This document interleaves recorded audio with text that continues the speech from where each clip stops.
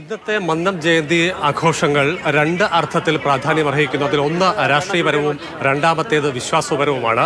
രമേശ് ചെന്നിത്തല എന്നുള്ള കോൺഗ്രസ് ലീഡറെ സംബന്ധിച്ചിടത്തോളം അദ്ദേഹത്തിന്റെ വലിയ തോതിലുള്ള മൈലേജ് വർദ്ധിപ്പിച്ച ഒരു പരിപാടിയായി തന്നെയാണ് രാഷ്ട്രീയ കേരളം ഇതിനെ നോക്കിൽ കാണുന്നത്. പകരക്കാരനെങ്കിലും മന്നം ജയന്തി ആഘോഷത്തിന്റെ ഉദ്ഘാടകനായി തന്നെയാണ് അദ്ദേഹം വന്നു ചേർന്നത്.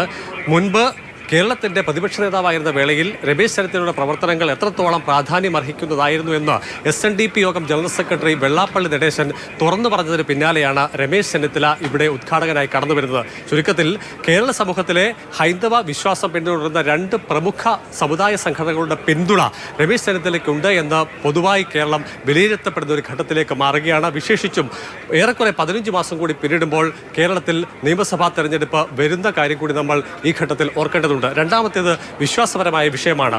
ശിവഗിരി തീർത്ഥാടനവുമായി ബന്ധപ്പെട്ട ഉദ്ഘാടന സമ്മേളനത്തിൽ ധർമ്മസംഘം പ്രസിഡന്റ് കൂടിയായിട്ടുള്ള സ്വാമി സച്ചിദാനന്ദ പറഞ്ഞ വിശ്വാസപരമായ ചില വിഷയങ്ങളെ തള്ളിക്കളയുകയാണ് NSS. അതിന് അവർ കാരണം കൂടി വ്യക്തമാക്കുന്നുണ്ട്. അതായത് ക്ഷേത്രത്തിൽ പുരുഷന്മാർ ഷർട്ട് ധരിച്ചുകൊണ്ട് പ്രവേശിക്കുന്നതിനെ എതിർക്കുന്ന തരത്തിൽ നിലവിൽ നിൽക്കുന്ന ആചാരങ്ങൾ അത് അന്ധവിശ്വാസത്തിന്റെ ഭാഗമാണ് എന്നുള്ളതാണ് സ്വാമി സച്ചിദാനന്ദ അഭിപ്രായപ്പെട്ടത്.